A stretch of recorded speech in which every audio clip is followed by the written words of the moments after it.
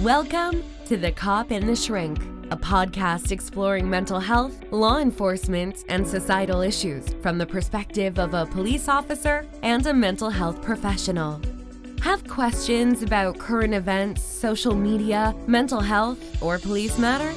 Visit thecopandtheshrink.com. Let's get this episode started with your hosts, Harold Bozeman and Dennis Carradine.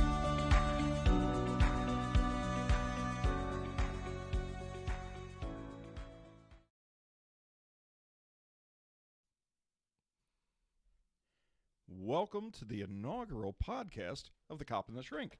I'm Dennis Carradine. I'm Harold Bozeman. And we're The Cop and the Shrink. Keep in mind, folks, you can go on to the website to listen to the podcast. You could also go on to our YouTube station, but find us on thecopandtheshrink.com. We're going to be doing weekly episodes here, talking about mental health issues, law enforcement perspectives, and ultimately we will be discussing current events. Current as of the time of recording our sections, I guess it would be, because it's not going to be current if we record at a different time, what have you. First, we want to get into it a little bit. You can go in to see our bios, but I am a mental health professional here, licensed in the state of Delaware. I am a police commander with a local police department. I've been employed there for 25 years now, since 1996. So now you know the both of us, so that's good. At least that's good to me. I don't know. They just needed to know a little bit of us before we start going into this stuff. Now, our vision of the podcast, now think in mind, it's our inaugural podcast here. Our vision of the podcast had always been we would get together, basically start talking about the mental health perspectives of law enforcement, then we change it to what does a cop feel like and what does a shrink feel like about the world and what's going on in it. And then we started talking about, well, let's just freeform this and start riffing on everybody. And I think the reality is we're somewhere in between with this. So we wanted to talk today initially about our worst case scenarios. The worst case scenarios for a mental health person, worst case scenario for law enforcement, worst case scenario basically for people that are dealing with today's society. I've contended worst case scenarios are often changing. They're pretty fluid, but there's those general standards for worst case scenarios. In the mental health world, worst case scenario, I think for all of us, is when we have a patient commit suicide. Because we know that out of 100% of the people that attempt suicide, less than 5% eventually commit suicide. We have suicidal attempts, we have suicidal ideations, we even have suicidal gestures, but less than 5% actually commit suicide. And data reports, even coming from the National Alliance of the Mentally Ill, data reports that we can't do anything to stop that 5%. It's futility to try. And now, we will try.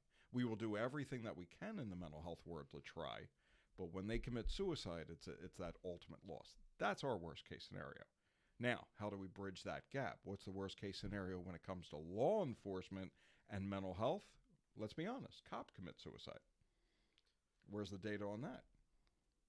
So the data on that is the last research I did said that about every 38 hours in this country, a law enforcement officer or retiree completes a suicide. So once about every 38 hours was the most recent data from the Concerns of Police Survivors and from the Officer Down Memorial page. So 38 hours, police officer commits suicide. Now, here's my question to you, and then we'll go into the law perspective, their worst case scenario. But my question to you is, how do we stop it? If we're saying that 5% of the world right now that we know that complete suicide, that nothing a mental health person can do, how can we stop police suicide? Because that's a day and a half. Every day and a half, an officer is committing suicide. So I think the world of law enforcement has evolved actually with regards to that quite a bit, with regards to mental health support, with regards to peer support, suicide prevention, suicide education. When I started in 1996, there was almost nothing. There was almost no support for law enforcement mental health, at least no overt support, right? Nobody wanted to admit they were seeking help for their mental health. There was a huge stigma. There was the whole rubber gun squad thing. So there was really no outlet for police officers who were experiencing concerns with their mental health or who were having these feelings of suicidality. The ICISF, the International Critical Incident Stress Foundation, was still basically in its infancy. It started in 89, 90, and it wasn't widespread. So even stress management and peer support wasn't really out there for the police officers of the day in the early 90s and mid 90s. But we've come a long way. The ICISF has expanded their education. Other agencies have expanded into officer wellness. The FOP now has a huge officer wellness division, and then on the local level, we have people who are doing education and training for police officers' mental health, trying to reduce the stigma and show what access people have to support mental health services. So let me, okay. And again, on our mental health side with it, if we know that we're starting to get better, I guess we're starting to help police officers a little more, there's a little bit more of awareness. What's the barrier? What's keeping that number, in your mind, what's keeping that number up? What's keeping that number at every 38 hours? Because my thought is that, and again, this is just my thought, the simple mental health professional here. If we're doing a good job, why does it continue to happen? So a couple of years ago, we did a local study, admittedly, in the tri-state area here, Maryland, New Jersey, and Pennsylvania. And the barriers to seeking mental health services were still what we thought they would be. It was a matter of stigma. Officers were afraid that admitting that they were seeking mental health help or that they were having mental health concerns would affect their career negatively. It would impact their ability to get promoted or career advancement. It would cause them to put on administrative duty. So really, stigma and concerns about privacy were the biggest barriers. And secondary to that was trust in providers.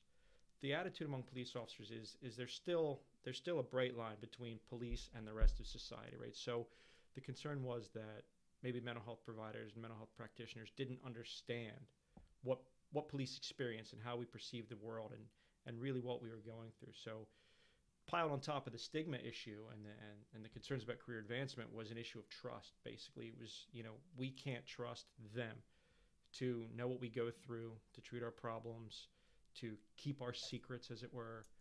So those are the biggest barriers that we found when we did this study.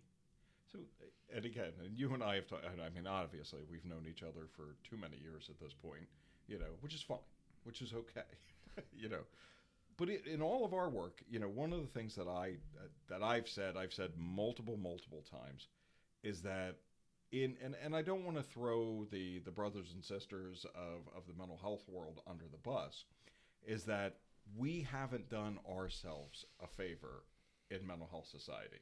We haven't done enough to make ourselves look almost appealing, and dare I say it, and I will, because it's our podcast. We could say whatever we want on the podcast. Some of them look crazy. Some of the mental health people just look a little bit out there. Maybe, I don't know, several other therapists say that about me. Several cops say about me. I don't know. Probably, maybe, whatever. But I don't think we've done enough to say that we're okay, that you can approach us. I don't think we've done enough to almost build our brand to say that we are trustworthy. And I think that might be not just a huge problem, but I think that ultimately might be a huge resistance in both worlds, that if we can't make ourselves look better, there's no way a cop's going to trust that. So I don't operate in your world, so I can't be as critical of it as you can, but let me soften it from my side. You can be critical. You're allowed. Let me soften it from my side a little bit.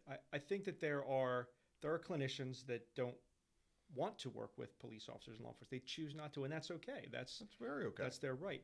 But then there are others who want to, who find themselves incapable. I just had a meeting with the director of National Wellness Services from the FOP last week, and she tells a story where an officer went to see a clinician.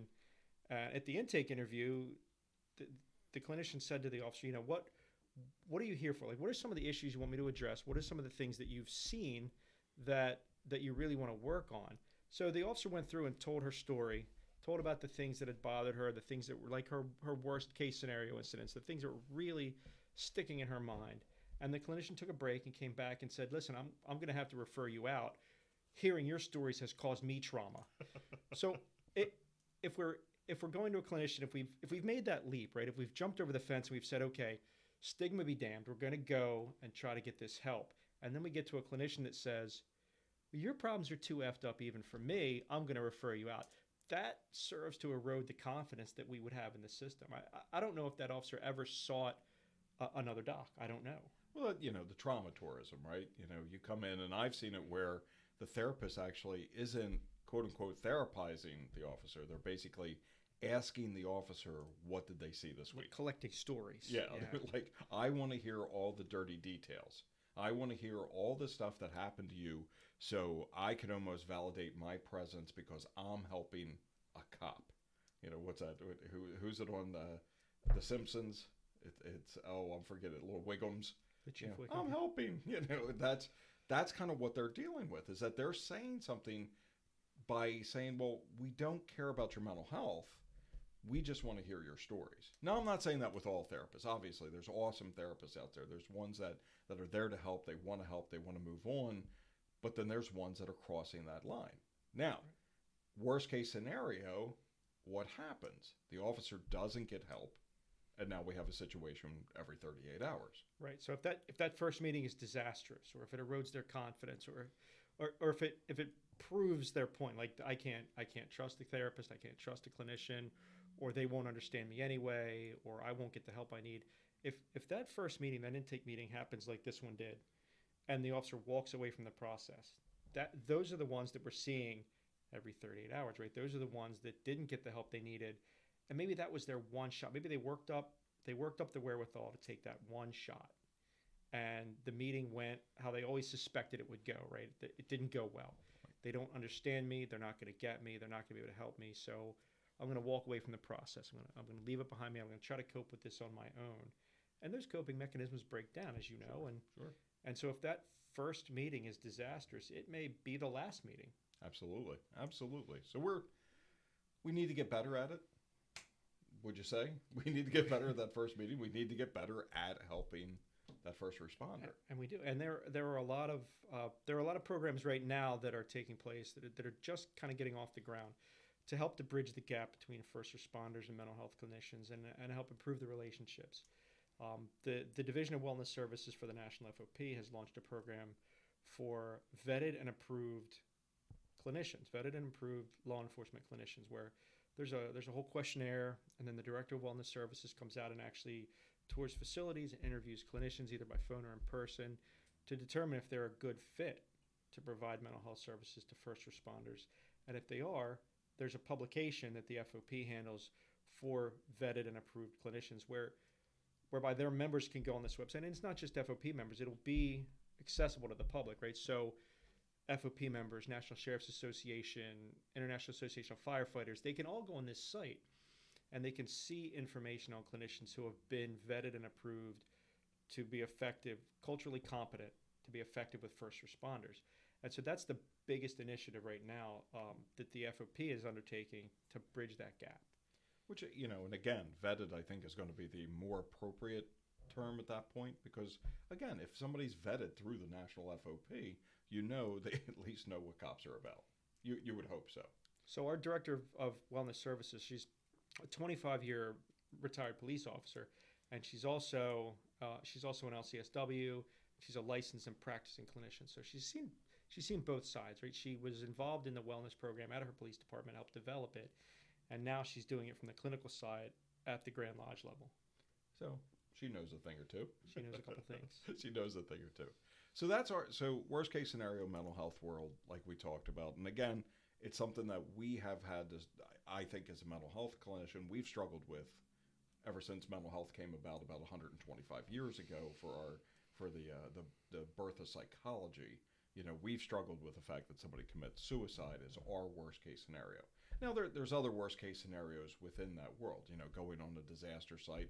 At the time of this recording, Louisiana's looking at Hurricane Ida. We could have a situation very similar to Katrina, which we're at the 16th anniversary of Hurricane Katrina.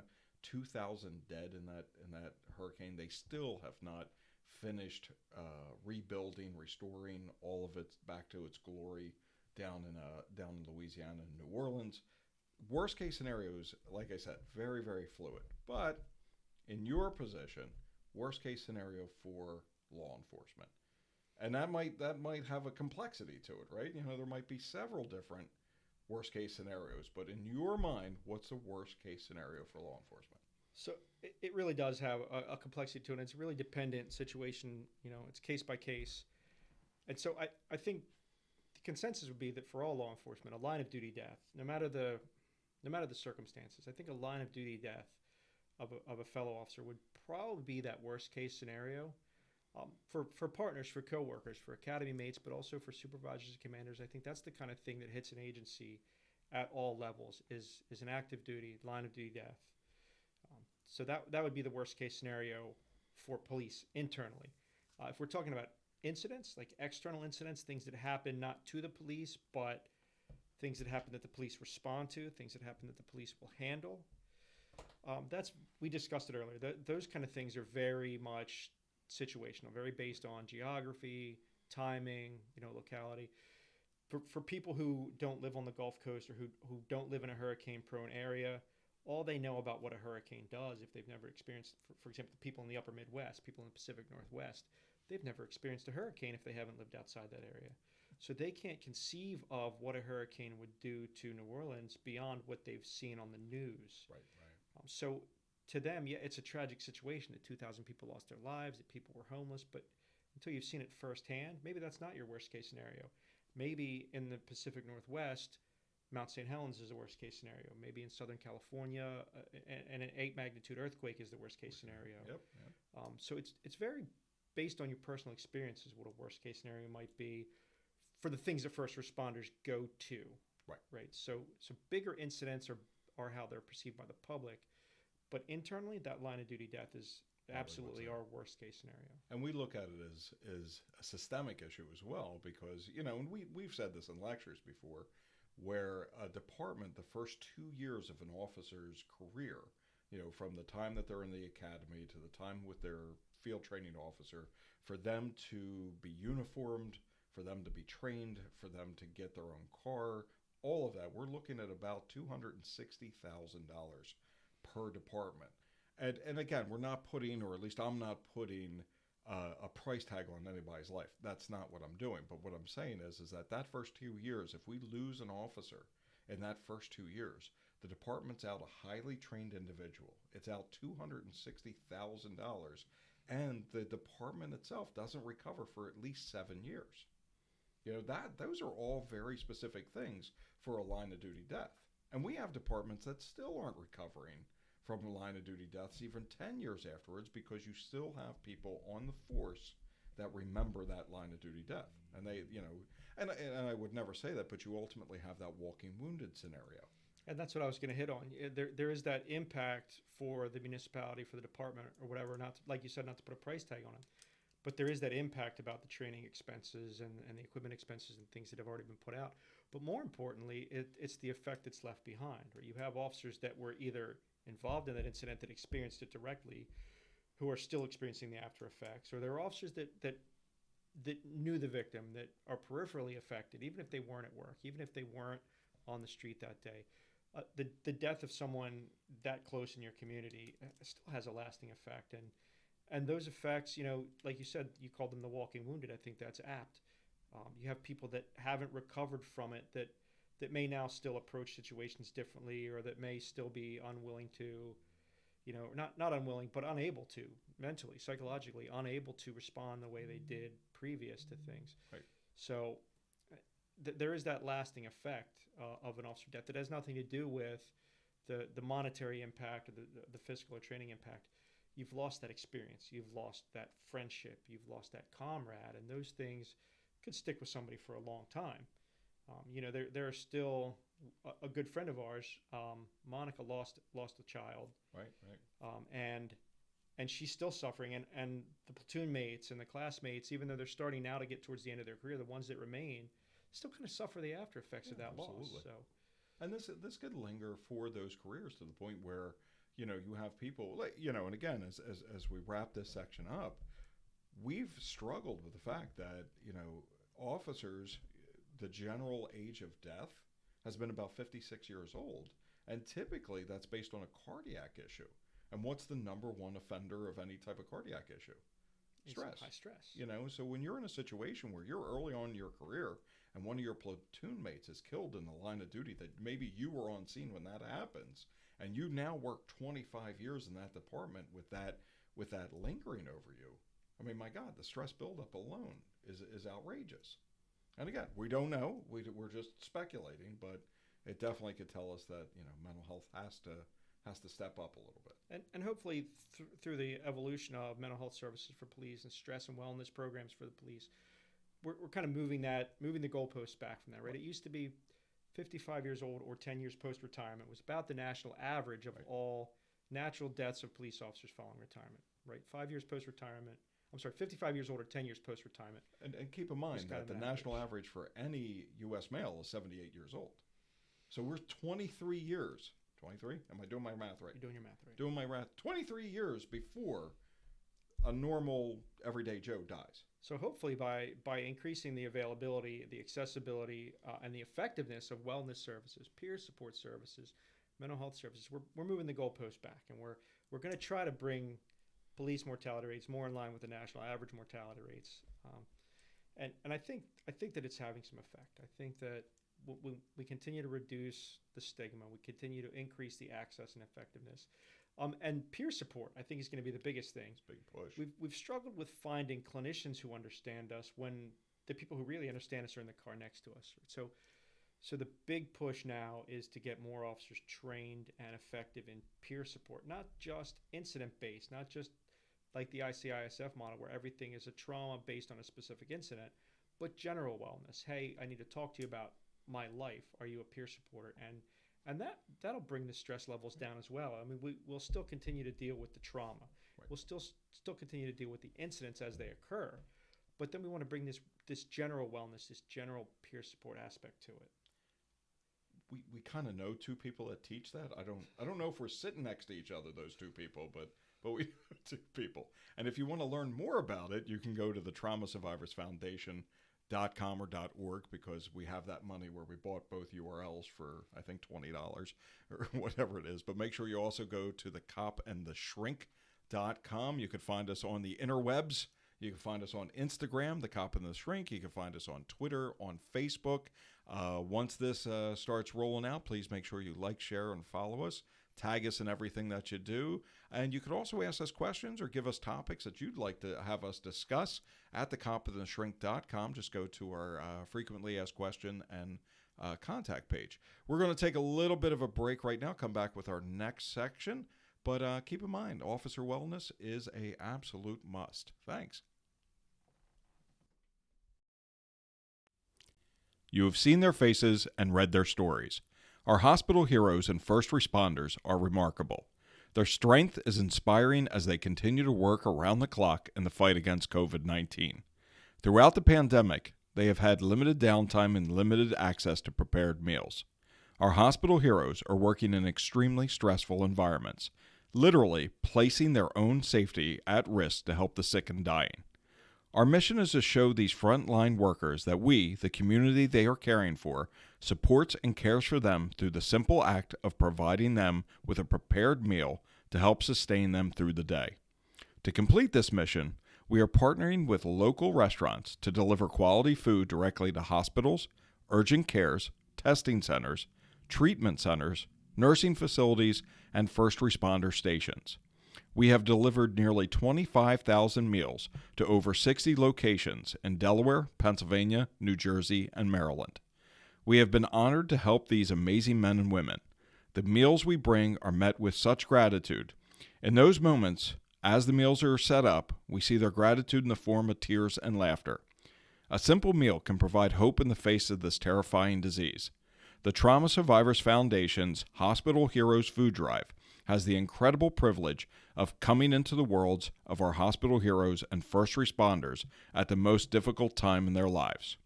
For a $6 meal donation, you can help a hospital hero and a struggling restaurant stay focused and positive through the COVID-19 pandemic. There is a light at the end of the tunnel, but we still need your help to see our hospital heroes through this fight. Our heroes are why we do what we do, but you are the how. Your donation helps us provide food and hope to our frontline heroes. Your donation makes hope stronger than fear.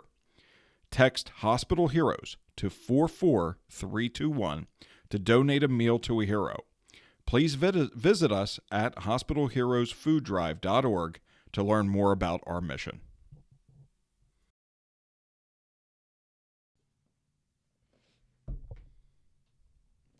All right. Well, welcome back to The Cop and the Shrink. Remember, follow us at thecopandtheshrink.com on all of your social media, Facebook, Twitter, Instagram. We're trying to build an OnlyFans ones, but, I don't know for middle-aged men if they actually want an OnlyFans page. Maybe. I mean, our wives are good looking. Let's be honest about that. I think we're doing our best not to traumatize people on it. I don't think that's we're doing our absolute best. And keep in mind, as we continue this series and we continue the podcasting, please go on the web. Again, thecopandtheshrink.com. You want to be able to come in, make a suggestion, give us an okay, give us a not okay, send us a little message, whatever you want. Make sure you go to thecopandtheshrink.com, go to Facebook. We will post these as soon as that we get them out so that you can make comments and so forth on it. So our next section here, and things that we have talked about over the years. Now, keep in mind, Howard and I have known each other for several years. We've trained 4 people. We're at least at 3,200 trained individuals that we've done over the years. I mean, that's a staggering number, but we have 3,200 individuals over the years.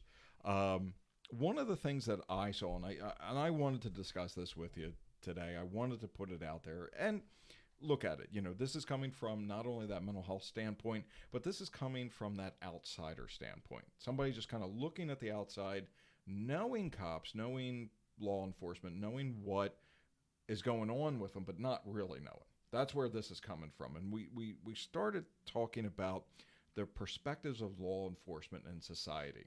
And multiple lectures that we've done, I've contended that the seminal moment in our society that changed our perception of law enforcement was the beating of Rodney King.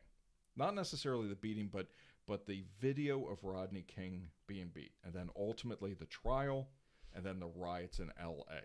That the advent of the video camera back then, which back then they were the size of a boombox, the VCR, the VHS tapes, right. And now everybody carries one on their hip and in their phones.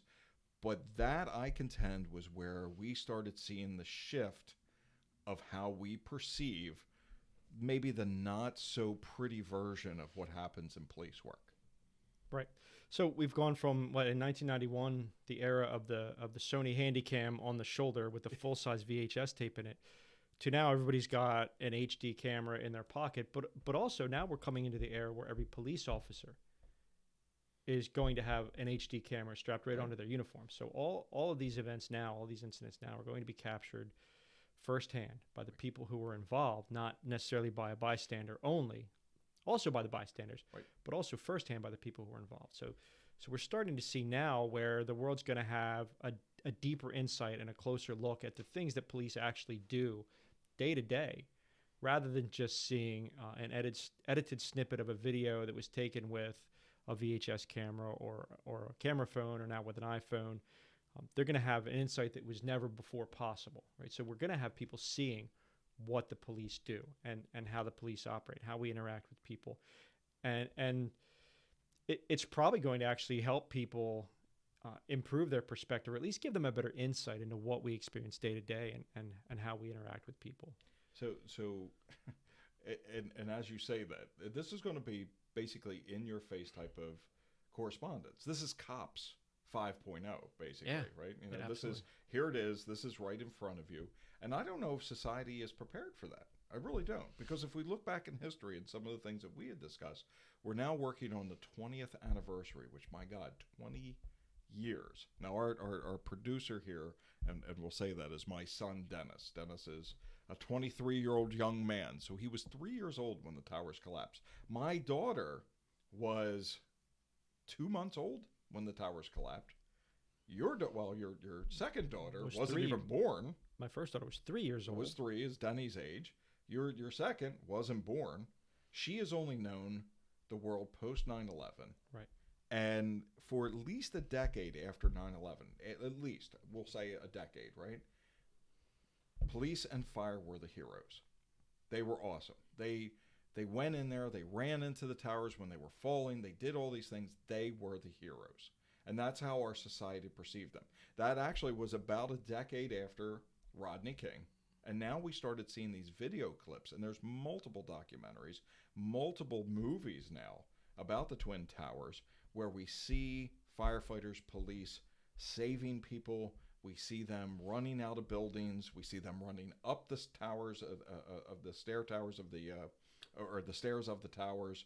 We see all that. Then it changed.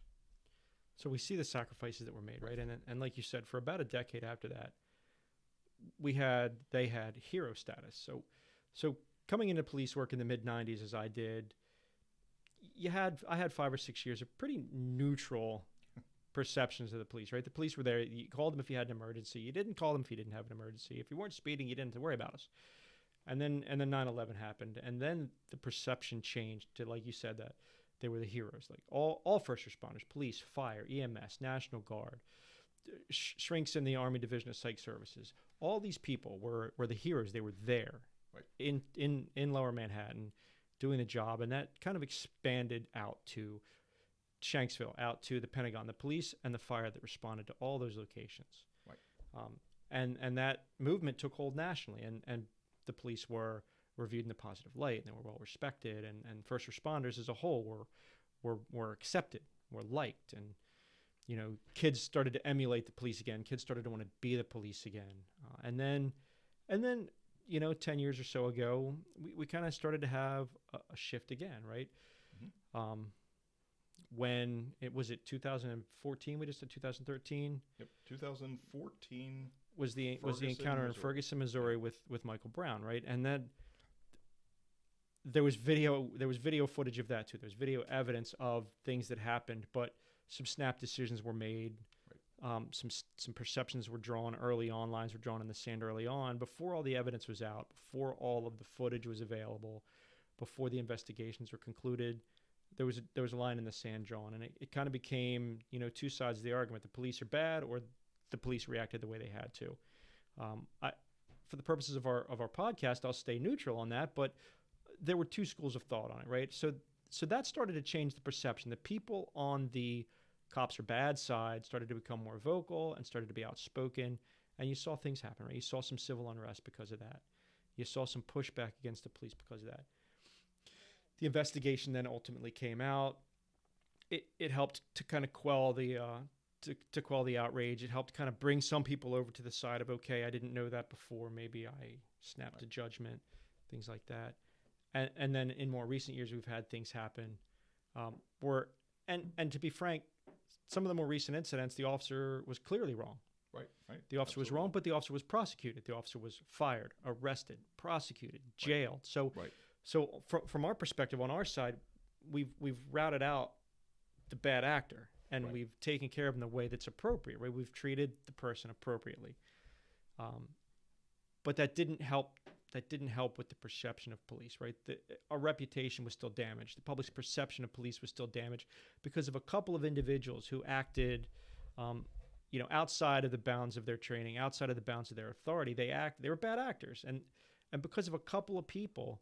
We've now vilified 880 or 900,000 police officers in this country, way upwards of 99.5% of which commit no misconduct. Right. And to put in perspective how even the attitudes of people who might be inclined towards police work are affected by this, my academy class happened in late 1996. We had 30 positions to hire for.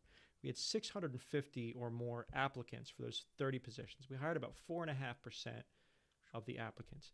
Their application process is now going on nationwide, where they can't get enough applicants to cover the actual vacancy load that's happening. Right. Like, we are getting fewer people to apply than we have vacancies for them to apply for, which has been unheard of for a job that comes with not a bad salary, excellent benefits, job stability, right? Policing, law enforcement is recession proof. Right. And we still, because of the way the public perceive the police and because of the damage that's been done to the reputation of the police, we're still finding this ripple effect into our profession. Well, and tell me if I'm wrong with this. It's psychologically crushing. It's like the psychological crushing of bones, Because ultimately, when we grew up, you went to the police officer. We were told very specifically, if you're lost, which, if my mother's listening to this, she will tell multiple times that when we went to the mall, a younger Dennis, may or may not have been a little ne'er-do-well and would go off and wander the mall somewhere, and ultimately you would hear on the loudspeaker, we have a small child here that the officer has, and mother would come, and as a good Italian mother, probably slapped the living shit out of me when we were doing that, but whatever, that's her deal. I have the scars of it. No. But back then, we were told to go to the badge. The officer was our friend. The officer would help us. The officer would do everything that we could, or everything that he or she could to get us to safety. Now, that crushing of the psychological bones is telling children that the officers are bad, that the officers cannot be trusted. The officers are going to lock up mommy and daddy, not because mommy and daddy has done something wrong, but they're just locking mommy and daddy up. So our perception, again, in society is that police are tainted. They're not good. So the younger guys and gals that are coming into the police force, why in the hell would they want to become a police officer? Why would they want to get into law enforcement if they know they're going into a field that people hate them? Right.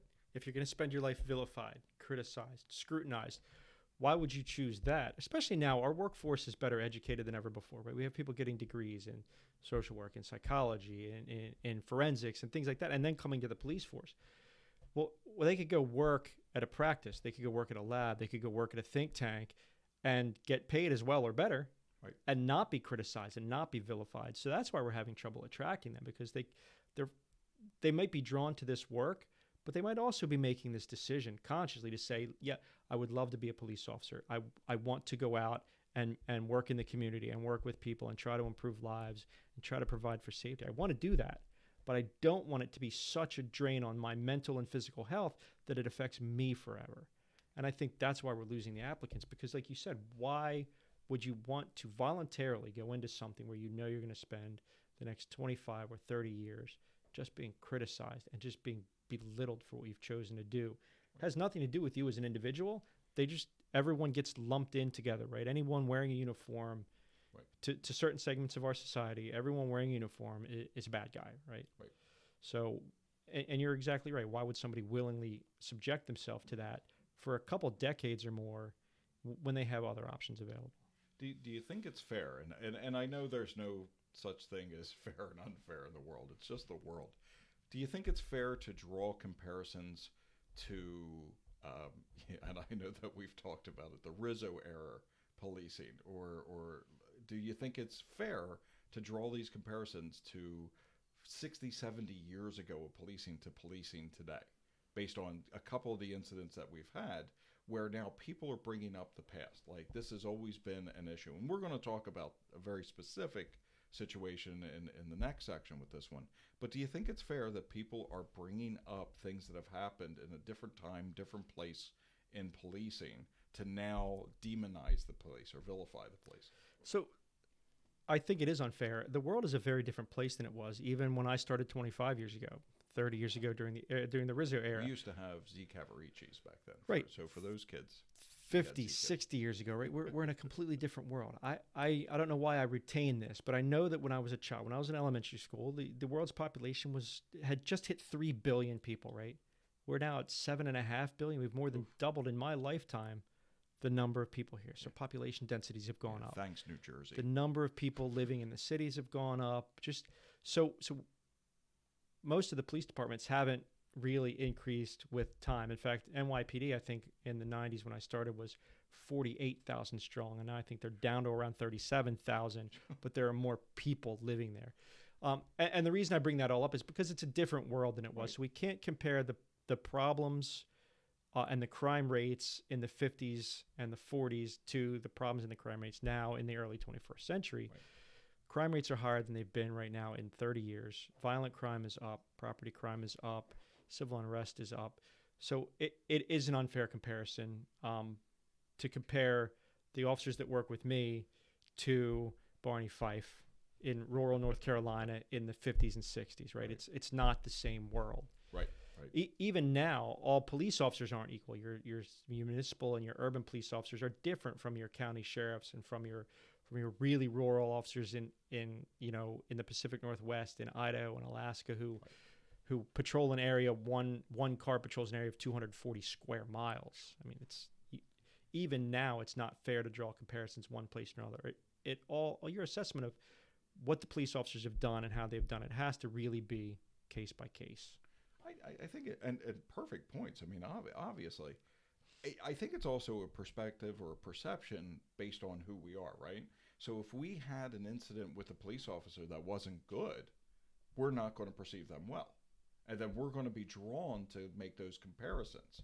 Like, I saw this sheriff. This is just hypothetical. I saw the sheriff in Texas, and all of a sudden I flash back to Smokey and the Bandit. That it was Sheriff Buford T. Justice, and this guy, needed my respect, and he had to look at my authority, and all this stuff.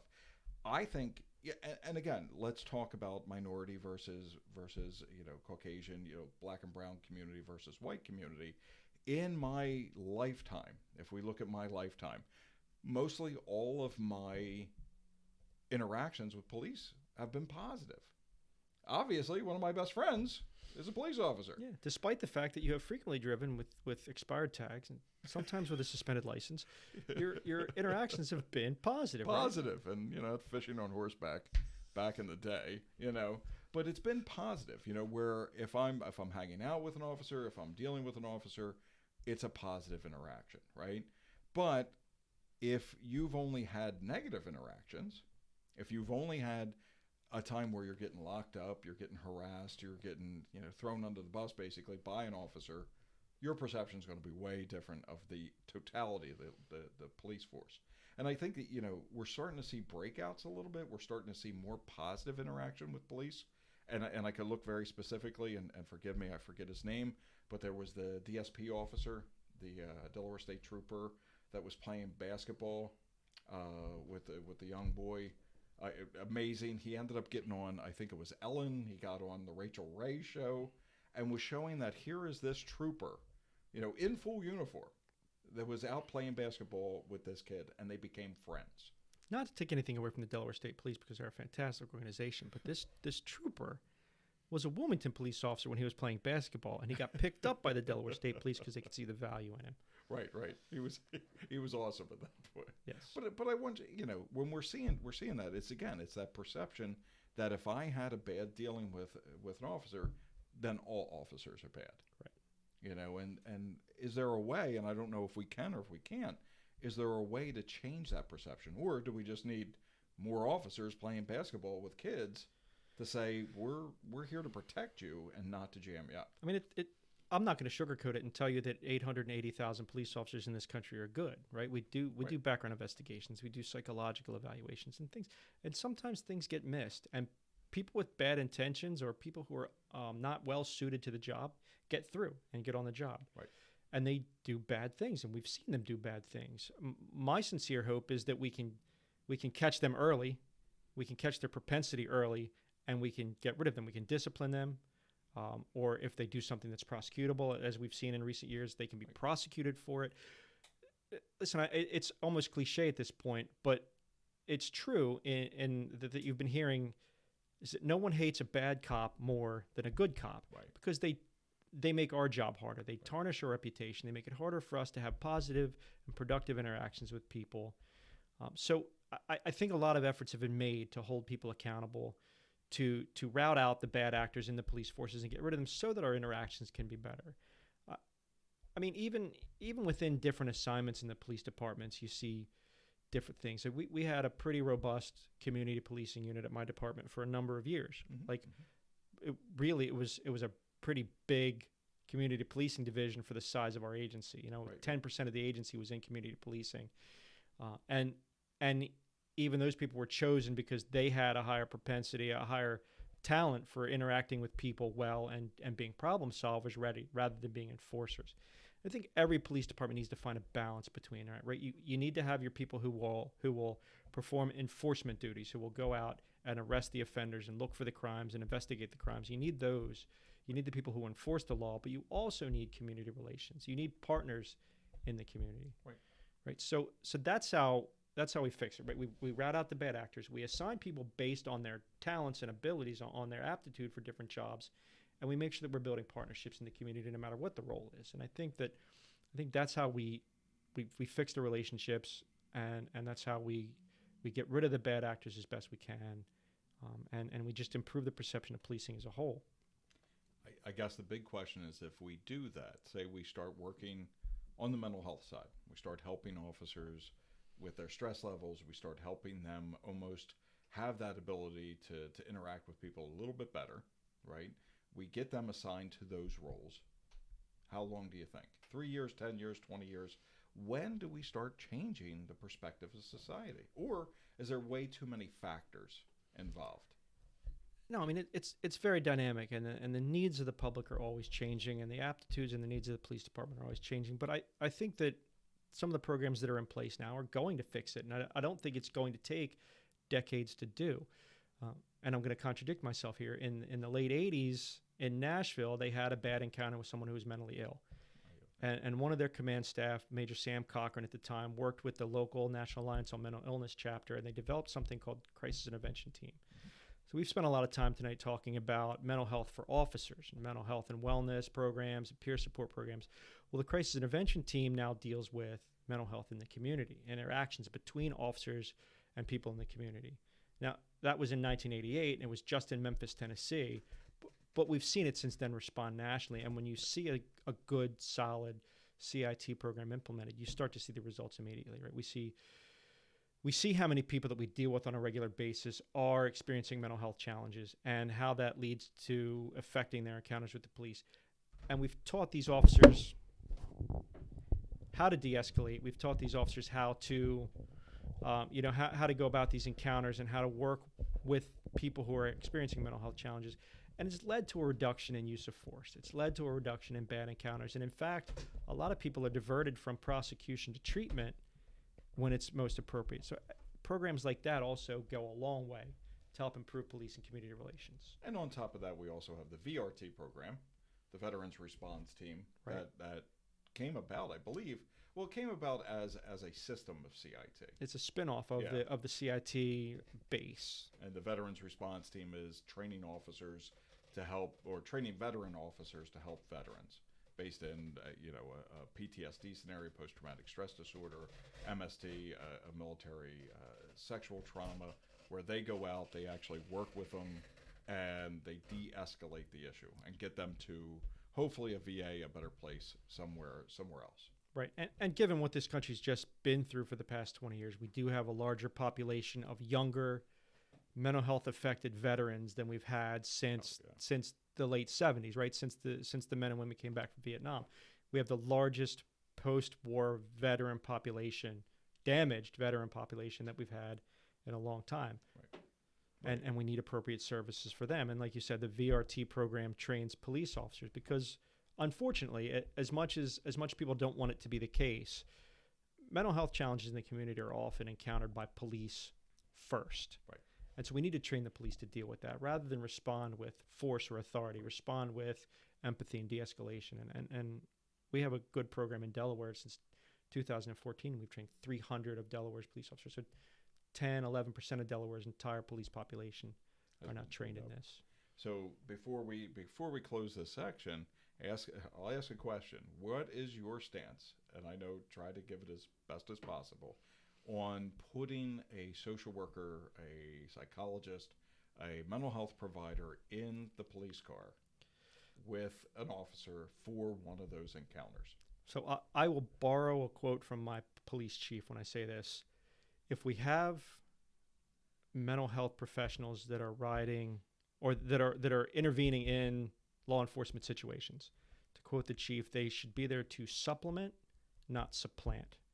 Right. So I don't agree with replacing police officers with social workers and sending them out to, as some jurisdictions have suggested, social workers will go to domestic situations or will go to dynamic mental health situations of suicidal, homicidal people. I don't think that social workers should be sent out to those things. One, for their safety, shouldn't be sent out to them alone. Two, I don't think that they should be replacing police officers because of those those handful of incidents, replace police officers with social workers, and then we have, the other incidents that continue to pile up, but now we have 3 or 4 or 5 fewer police officers to respond to them, right? So there are a bunch of successful programs that have added social workers, to police officers' cars. Seattle has one of the biggest programs, where Newcastle County, I think, has recently undertaken a mental health program where they've added mental health clinicians to police officers' cars, and that's been a big success, right? Because the police officers are going to be mental health trained, but then you're going to have a licensed clinician there as well, and it'll just increase the effectiveness of the de-escalation, of the treatment, of the diversion. So in principle, I agree with bringing social workers on to police departments to supplement, not to supplant. Right.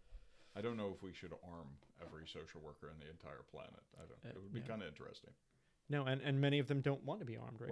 Many social workers would like to believe that they could go out and handle these situations without force. Right. But I've seen too many situations where even if it's a mental health challenge, even if it's something dynamic like that, force can't be avoided, not because the person means us harm, but because the person lacks the capacity to be responsible for their actions at that moment. Right. And we could go, I mean, obviously, again, we're going to wrap up this section, but we could go into multiple other discussions about the volatility of the mental health world.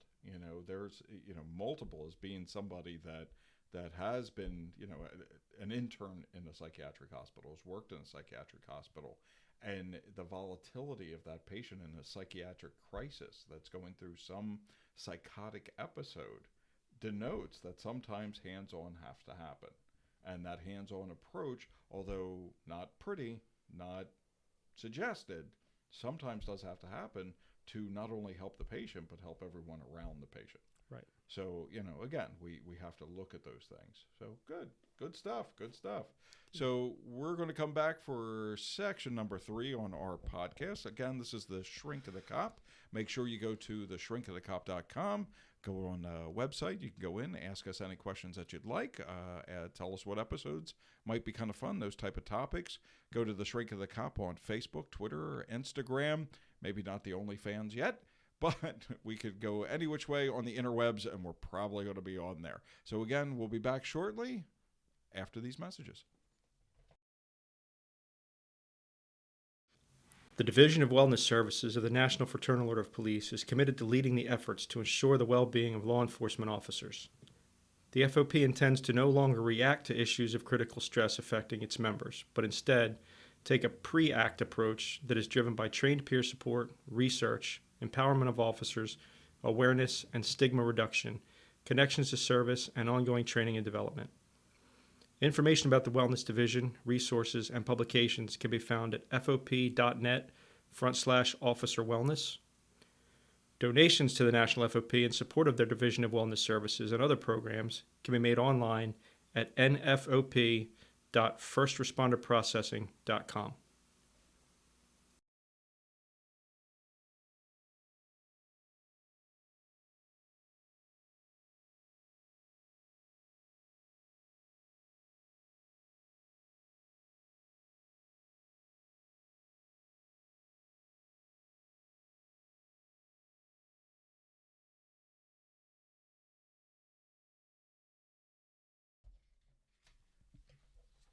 Welcome back to The Cop and the Shrink. Make sure you go to us at thecopandtheshrink.com. Check us out on Facebook, Instagram, and anywhere we go. Also, remember, please make sure you go to the traumasurvivorsfoundation.org or .com. Also, check out, you'll see it on my desk here. I'll point it out to you. We have a couple of offerings out here from the Survivors Beverage Company. We have coffee that goes to our Hospital Heroes program. We have the new offering from Wagon House Winery in New Jersey. We have the Captain's Punch Sweet Red Wine. You can check that out on the traumasurvivorsfoundation.com. And obviously, we've had this out for a while. It's amazing. Survivors IPA from Big Oyster Brewery in Lewis, Delaware. So current topics, we got 2 that we're going to discuss today. 2 terrible situations. And kind of put both that perspective. I think this is more of our perspectives to it, but we're going to try to keep it in the guise of mental health and law enforcement. But obviously this week, the past 2 weeks, we have seen our troops and citizens being taken out of Afghanistan. And 2 days ago, we had a situation that made us all think, I think. I think it made us stop for a second. It made some of us very angry, made a lot of people very sad. But we lost 13 of our servicemen and women, all from the 1-8 Marine Division. We had Marines, we had Navy corpsmen that were killed in a suicide bomb attack. We also had reported 120 Afghanis that were working with the U.S. that were killed in this bombing attack. And they just got home today. As of this recording, the 13 bodies were brought to Dover. And President Joe Biden was there to receive them. And the criticism that I've heard was that he should have never been there because this was his fault.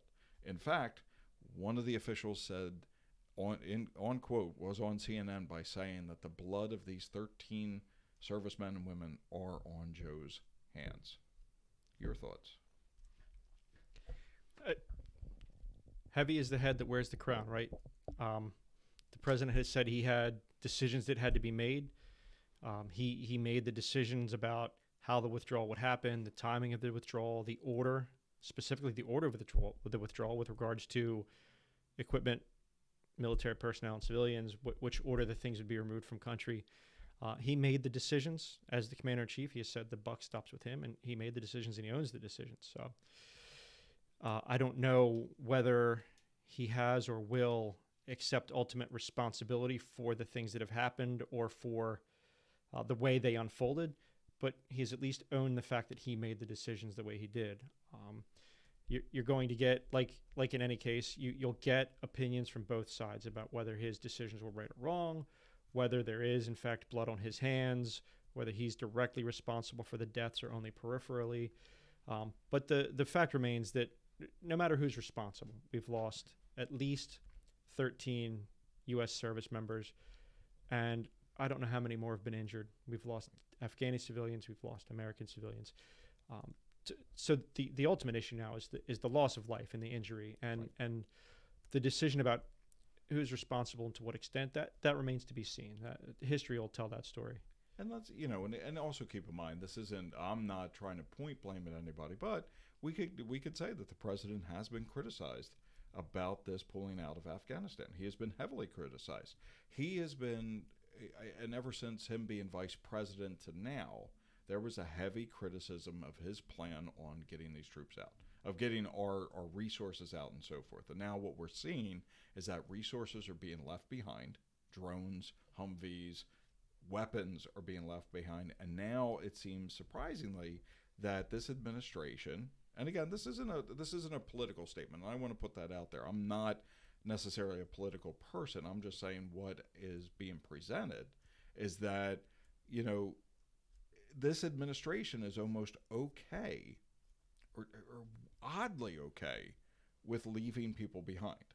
And instead of saying, like, look, we're the United States, we're going to tell you when we're going to leave, because we've been there for 20 years. It's not like we're not known to be there. Instead of saying, like, this is when we're going to leave, we're saying, no, Taliban, you're right. We'll leave August 31st. That's our deadline. Instead of saying, we're going to leave when we can safely get everybody out, when we safely can bring everybody home, when everybody comes home in one piece. That hasn't been said. That hasn't been remarked of. It was August 31st is our hard deadline. Let's get everybody out. And we really don't have to go into the images. We don't have to go into people falling from planes and all that. We've all seen that. But ultimately, this is creating a situation that I think is going to be, and I hate to use a tired term, but an unprecedented realization of what's going on in America right now. We have veterans. We have a history that says by 2025, 60% of the working police force are going to be veterans from this never-ending war, and they're hurt because they feel that nothing they've done meant anything. Right. Where do we see this going? So, and like you said, we've seen this move, we've seen this wave of veterans who come back from the war, and they have a specific mentality, they have a specific skill set, and they get into first responder careers, right? They're firemen, they're police officers, they're federal agents. They come back from the war, they come back from their service to the military, and they get largely into public safety positions and first responder positions because it's what they have an aptitude for, right? That the same kind of people are drawn to both careers in one way or another. We have a lot of people who are active police officers who are also military reservists. Right. For most of or all of their civilian career, they're also military reservists because the same kind of people are drawn to both careers. But what we're seeing now is people who have been overseas in country almost exclusively on active duty and then who come back and enter for the first time the civilian policing world or the civilian first responder world. And they've already had some damage done, right? They've already suffered some mental health challenges and some psychological damages from the things that they were forced to endure overseas in theater.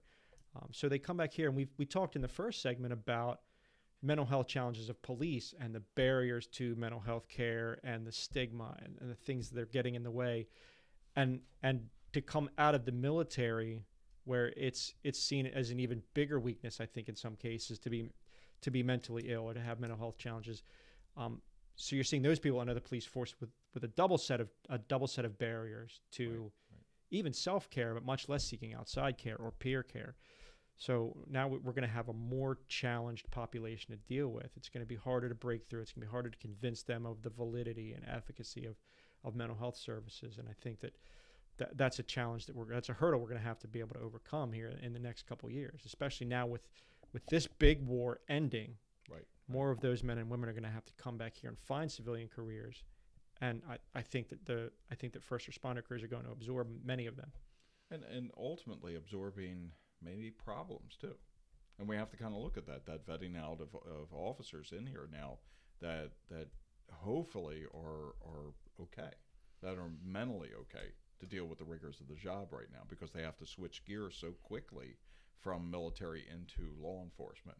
And that clearly is going to be another topic for another day to talk about that switch. But right now, keep in mind, anybody listening, obviously we're pro law enforcement, we're pro military, and we want to make sure that our men and women are okay, and we want to make sure that they get the best help that they can get. But right now, there's some pretty sad stuff going on, and I'm saying that almost in a pious term, because ultimately, there's nothing we could do. We can't do anything sitting here talking about it. There's nothing that you and I are going to do to change what had happened or what may occur. But at least to get people to think in terms of how you can help, what you could do to go out there to do something. Maybe it's to refer somebody to mental health. Maybe it's to check on an officer that was in the war at some point, a war that goes back 20 years. Maybe it's to do something.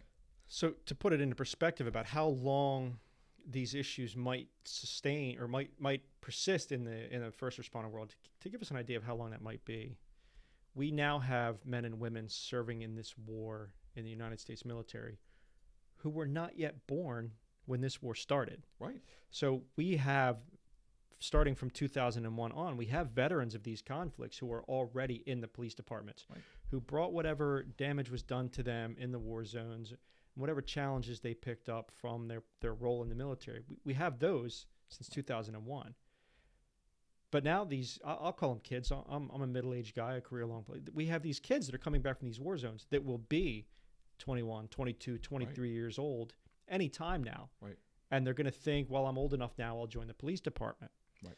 So now we're going to have generations of officers who are generations of military veterans who have experienced the horrors of war and the horrors of these conflicts, and have brought that, for lack of a better term, that baggage into civilian policing, where they're bound to pick up more baggage. So it's just compounding the challenges. Well, and we also have to acknowledge that the Marine and Navy corpsmen that were killed were between the ages of 18 and 20. That they were not born when 9/11 happened, and here they are fighting a war from something that occurred before they were born.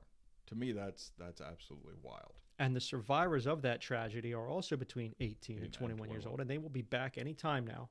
And looking for jobs. And looking for jobs in something that they feel suited to. Right.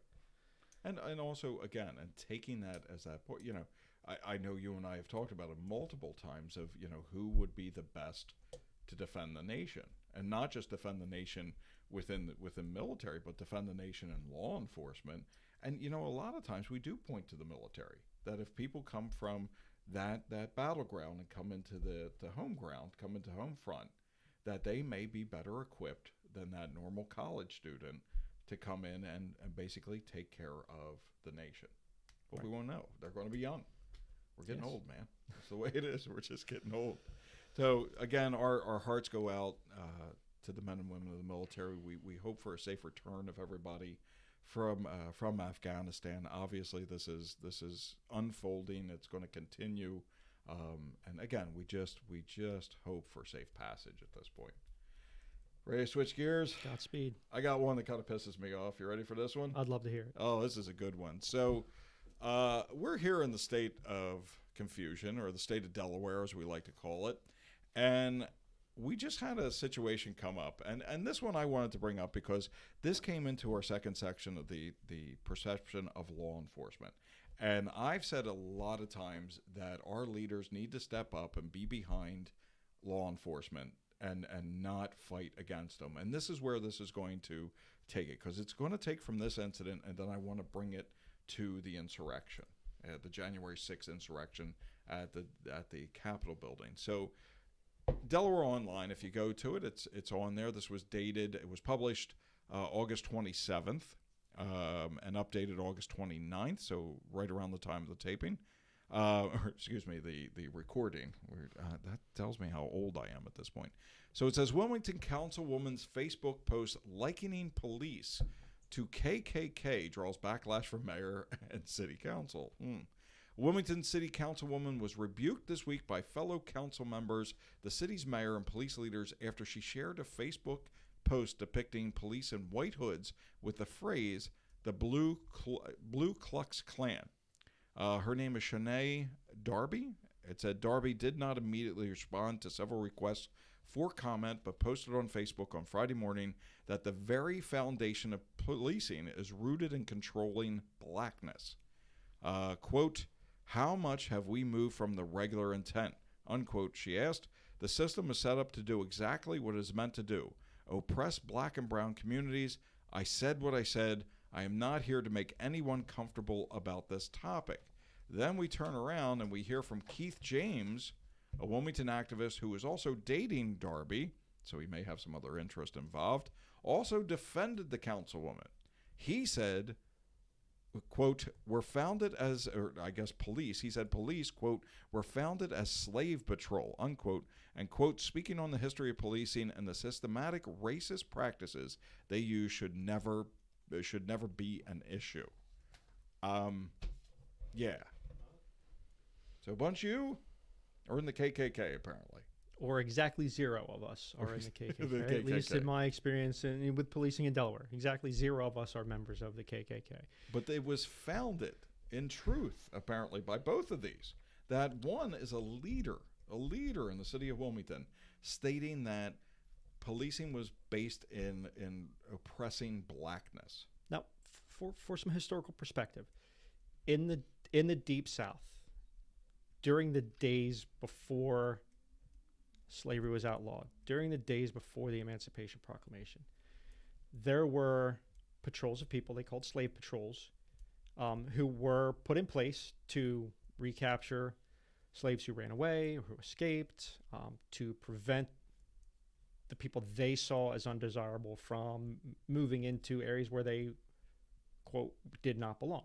Right? So there is some historical support for some slave patrols being implemented in the Deep South, in the slaveholder states, funded probably and staffed by the slaveholders themselves. And they may have morphed into what became the police forces at the time. My question is this: how do we account for the formation of police departments in the slave state, or in the states that were not slaveholder states? How do we support that concept in places where slaves were never owned, where slavery was never legal, where there never existed a slave patrol? Right. Or how do we account for the police forces in places that weren't even states, weren't even cities when slavery was legal? The largest police force in the world prides itself on being a minority-majority police department. There are more minority officers in the NYPD than there are white officers, and to their credit, they're able to serve all of the diverse communities in New York City with people who have similar backgrounds, who look like them, who come from similar cultures as them. So the city of New York has it right. They have minority officers in place to serve the communities that they live in, right? But how do we account for things like that if policing is ultimately a racist, white supremacy, Klan-based, slave patrol-based organization? I don't think that, I think the Councilwoman misses the mark here. I think that there's historical support for a handful of police departments growing from slave patrols. I agree with you. I'm looking at, when we say NYPD, what was it, 39,000 members strong. To put that in perspective, here in Wilmington, Delaware, we have 72,000 residents. So if we were to put that in perspective, half of the residents in Wilmington, Delaware would have to be police officers. Right. And Ms. Darby is saying that the entire police force belongs to the KKK. The entire police force, which to me is just, this is what we have our leaders that are doing. That ultimately what I wanted to talk about this topic is that if we go back to the January 6th insurrection, we have our Capitol police officers, basically the Praetorian guards of the Capitol, right? And if everybody, look that up under Google, Praetorian, these were the best of the best. If you ever saw the movie 300, think of the best of the Spartans, that came out there. This was the Capitol Police.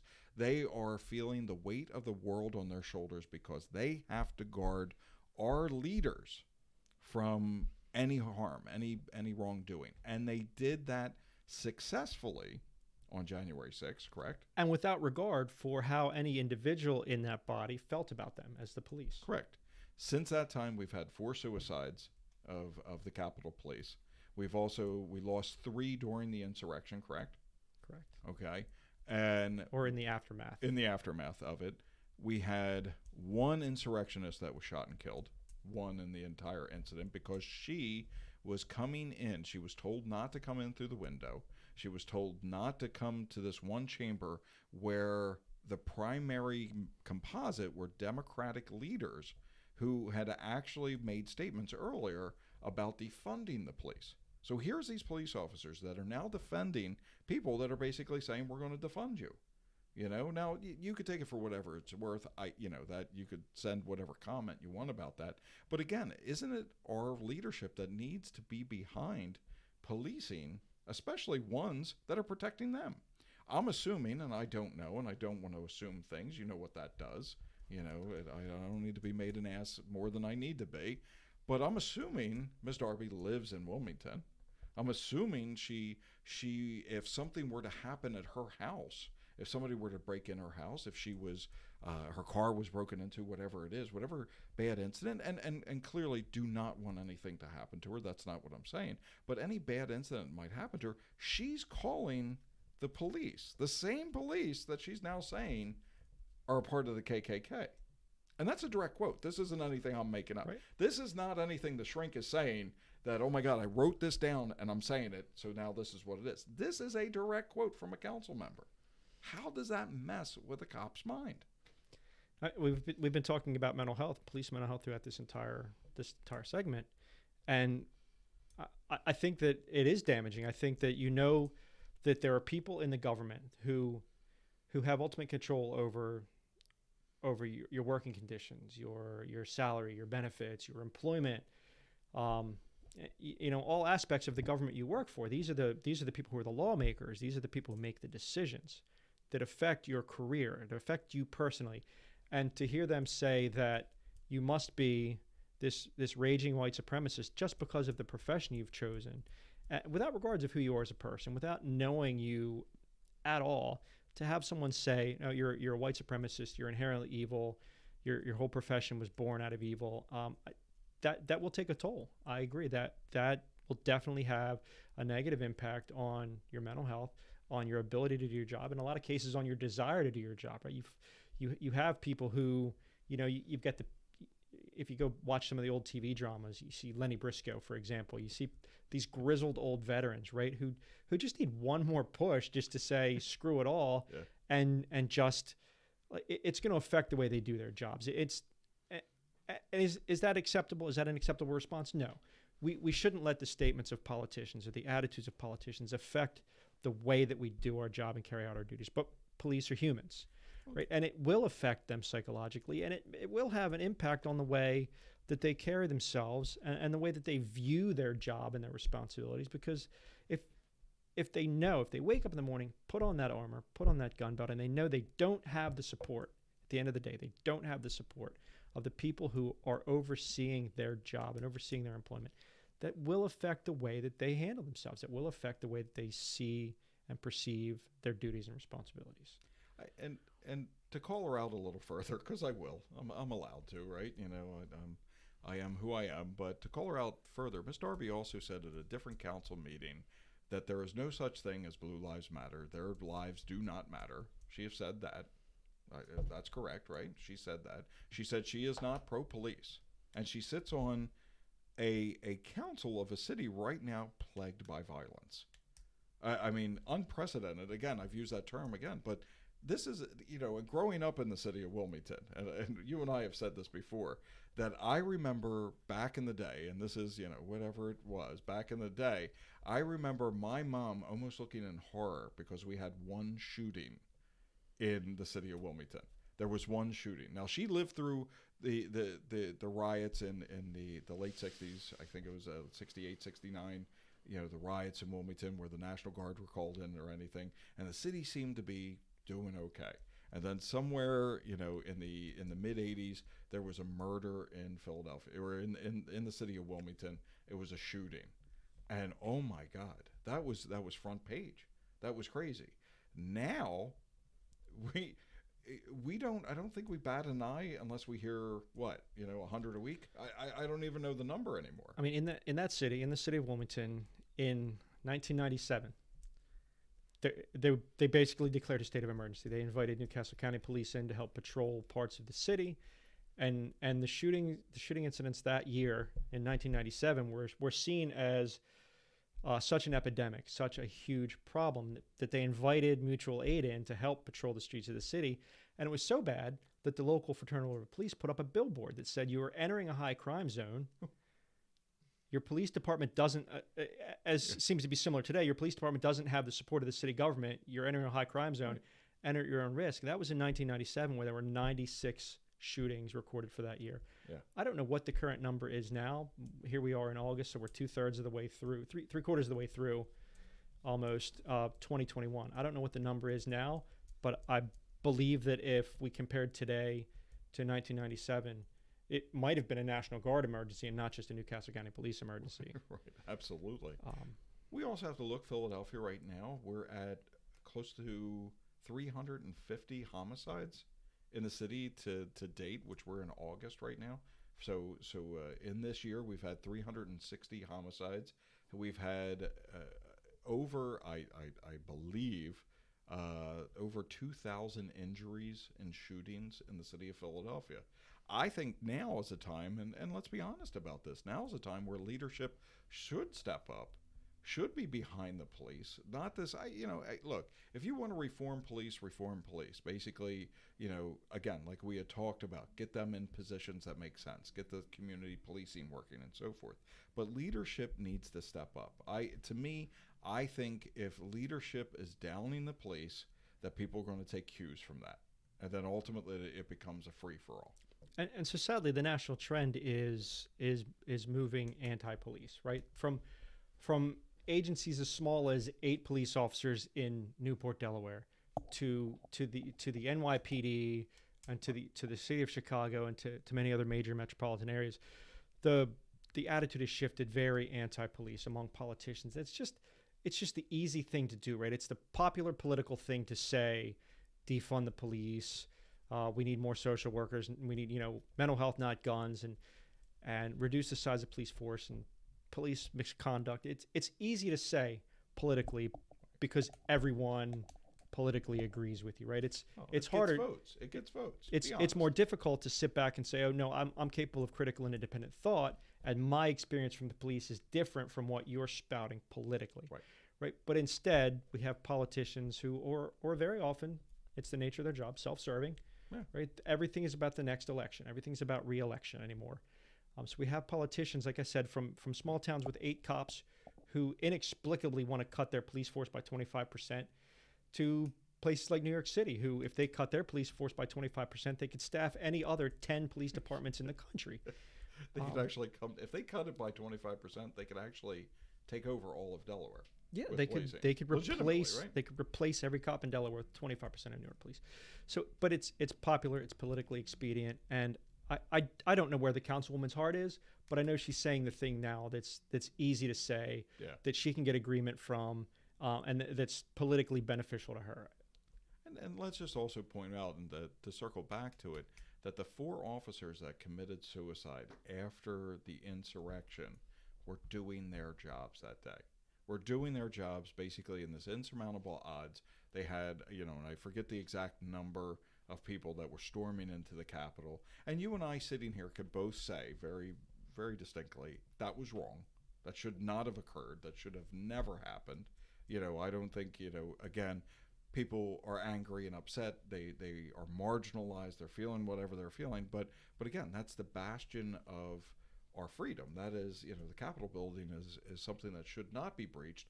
But here we have that the Capitol Police that are in charge of protecting it, and then they were overran, but they still protected those politicians. Every single politician got out safely. Every single one of them got out safely.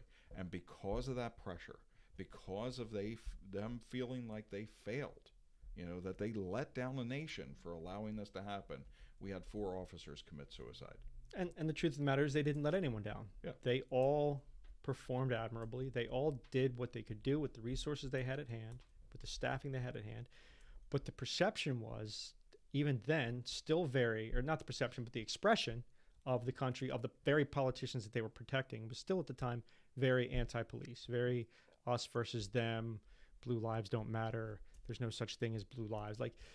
So they stood there. They stood that line, and they said, you're not getting in here. We're going to protect the people that we're charged to protect, and we're going to do it to the best of our ability.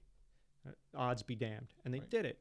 And unfortunately, they were still led to believe that they didn't do enough, or that they could have done more, or something in them allowed themselves to believe that they didn't perform as well as they could. And that's what led to them completing suicide. And that goes all the way back, circles all the way back to the first segment. If they'd had access to, and I don't know what the Capitol Police programs look like, but in cases where you have access to robust peer support and competent mental health support, and in addition to having it available, having the wherewithal to seek it out without fear of judgment or stigma, I think these are the things that we're trying to prevent through our programs, right? So I don't know what they had available, but I'd like to think that they probably could have been helped.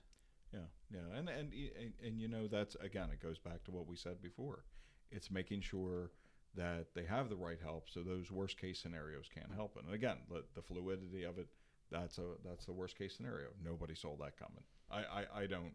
I mean, there was a lot of things that led up to it, but my God, the images of that still pretty chilling, pretty chilling of what's going on. Heavy topics, my friend. That's what we do. Man, can't wait to continue this journey with you. We'll see how we do. So this is the end of our inaugural podcast.